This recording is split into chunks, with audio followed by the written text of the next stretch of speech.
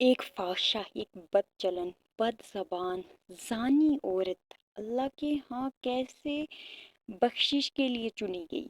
کیوں؟ کیا وجہ بنی؟ اس نے کون سا عمل کیا کہ اللہ نے اس کے تمام گناہ معاف کر کے اس کو بخش دیا اور دنیا میں دکھا دیا کہ میں نے اس اپنی بندی کو بخش دیا ہے؟ ویسے ہی ایک عورت جس نے دنیا جہاں کی نیکیاں کی، تہجد گزار تھی، نیک پارسا تھی، کبھی نگاہ اٹھا کر کسی کو دیکھتی نہیں تھی، لیکن پھر بھی اللہ تعالیٰ نے اس پر ایک عذاب مسلط کر لیا۔ کیوں؟ کیا وجہ تھی؟ ایک فاحشہ نے کیا عمل کیا کہ اللہ نے اس کو بخش دیا اور پوری دنیا کو دکھا دیا کہ میں نے اس بندی کو بخش دیا، اس کے گناہ معاف کر دیے۔ یہ زانی تھی بے شک، لیکن میں نے معاف کیا اس کو۔ آخر اس زانی عورت نے کون سا ایسا عمل کیا کہ وہ بخشی گئی؟ اور ایک تہجد گزار عورت نے کون سا ایسا عمل کیا کہ اس کے لیے اللہ نے عذاب کو تیار کیا؟ آج میں یہی بتاؤں گی آپ کو اس ویڈیو میں، تو پلیز پلیز میرے چینل کو سبسکرائب بھی کیجیے اور پلیز ویڈیو کو لائک بھی کیجیے گا۔ تھینک یو سو مچ غور سے سننے کے لیے۔ ایک عورت تھی فحشہ، زانی، ہر ایک مرد تھا، بے شک کہ ہر مرد اس سے گھر نہیں بسانا چاہتا تھا، لیکن پھر بھی اس کی خوبصورتی، اس کی تیاری اور مردوں کو اپنی طرف مائل کرنے کے لیے جو وہ ادائیں اپناتی تھی، ان کی وجہ سے ہر مرد کے دل میں تھی وہ عورت۔ زانی بھی تھی، فحشہ بھی تھی۔ ہر گھر میں اس عورت کی وجہ سے میاں بیوی میں جھگڑا ہوتا رہا، میاں بیوی میں مسئلے پیدا ہوتے رہے اس عورت کی وجہ سے۔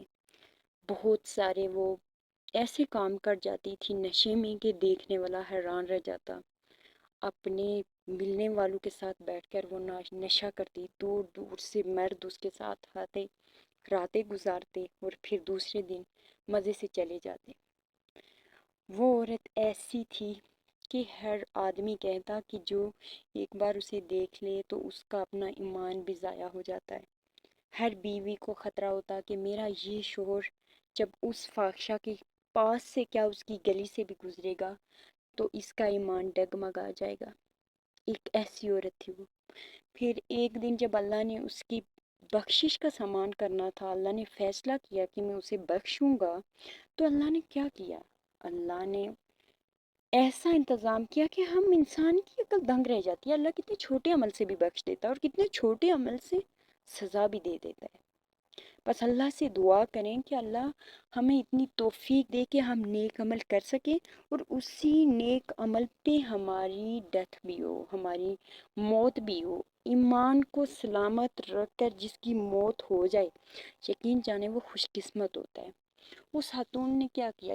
وہ خاتون ایک دن جا رہی تھی، بازار جا رہی تھی، راستے میں انہوں نے دیکھا تو ایک کتا بیٹھا تھا، بہت گرمی تھی، بس زیادہ دن تھا، سورج اپنی شعاؤں سے سب کو جلا کر خاکستر کرنا چاہتا تھا، لیکن وہ خاتون جا رہی تھی جب بازار سے کچھ چیزیں لینے، تو راستے میں انہوں نے دیکھا کہ ایک کتا بہت تڑپ رہا ہے، کبھی ادھر بھاگ رہا ہے، کبھی ادھر بھاگ رہا ہے۔ تو وہ خاتون کھڑی ہو کے دیکھنے لگی کہ خدایا اس کو کون سی چیز اتنا تنگ کر رہی ہے، یا کون سی ایسی چیز نظر آ رہی ہے جو یہ زبان نکالے یوں ادھر ادھر گھوم رہا ہے۔ تھوڑی دیر کھڑی ہو کے انہوں نے دیکھنا شروع کیا، دیکھنے کے بعد انہیں اندازہ ہوا کہ یہ جو کتا ہے یہ بہت پیاسا ہے، اس کو پیاس لگی ہوئی ہے، پیاس کی وجہ سے یہ تڑپ رہا ہے اور اس نے زبان کو باہر نکالا ہوا ہے۔ ان خاتون نے جب ادھر ادھر کہیں دیکھا تو انہیں پانی نہیں نظر آیا۔ پھر انہوں نے یہ کیا کہ وہ وہاں سے واپس پلٹ آئی اور اپنے گھر آ کے انہوں نے پانی بھی لیا اور ساتھ میں ایک برتن بھی لیا۔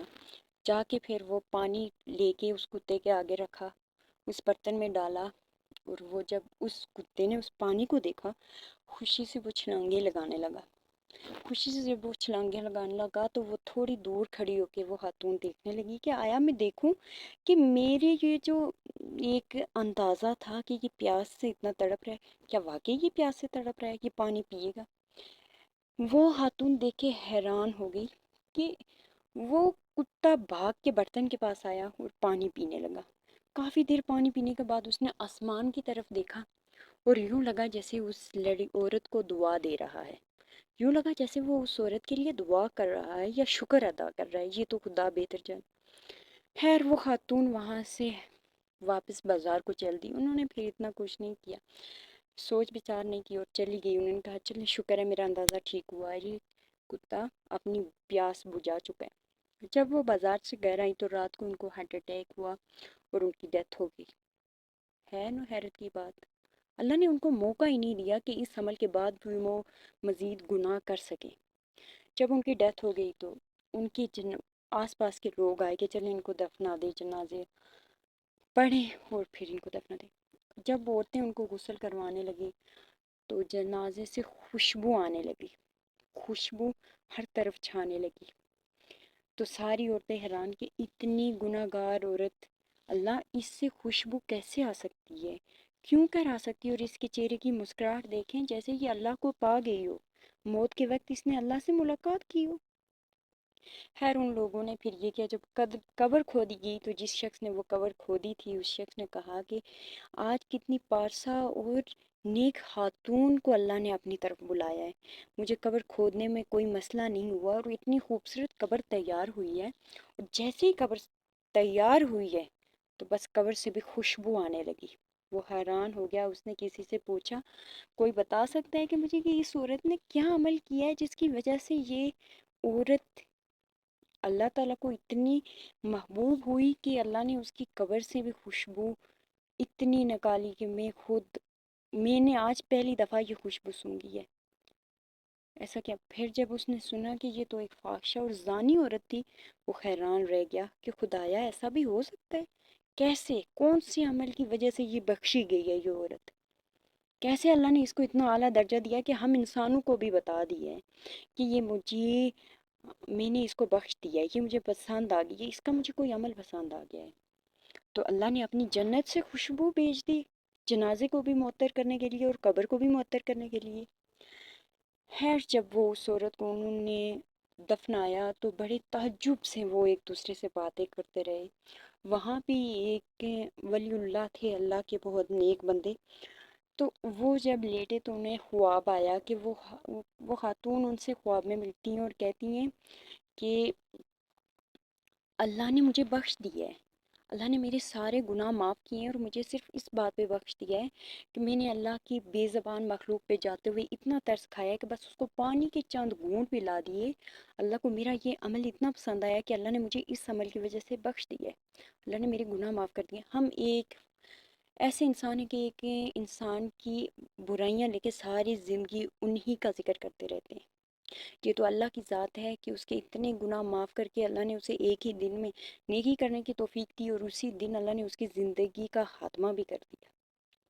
تو آپ بس اتنا سوچیں کہ اللہ جب انسان کی غلطیوں کو معاف کر دیتا ہے، ہمیں بھی کرنا چاہیے۔ ہم ایک ہی انسان کی برائی کو لے لے کے اس کو بھی ذہنی مریض بنا دیتے ہیں، کبھی معاف ہی نہیں کرتے۔ تو نیکیوں کو کبھی چھوٹا مت سمجھیں، بعض دفعہ چیز جو ہم کام کرتے ہیں ہم اس کو نیکی بھی نہیں سمجھتے، وہ بھی ہمارے لیے بہت آسانی کا سبب بن جاتی ہے، وہ ہمارے لیے آگے کے راستوں کو آسان کر لیتی ہے۔ نیکی کریں اور اللہ سے ساتھ میں دعا کریں کہ اللہ، یہ نہیں کہ آج ہم نیکی کرتے رہیں اور کل آپ وہ ہمارے کسی ایک چھوٹے سے عمل کی وجہ سے ہماری بخشش روک دیں اور ہمیں عذاب دیں۔ اللہ ہمیں عذاب سے بچانا اور ہمیں اپنی رحمت کے سائے میں رکھ کے ہمارے لیے بخشش کا کوئی ایک سامان کر دینا۔ تھینک یو سو مچ، خدا۔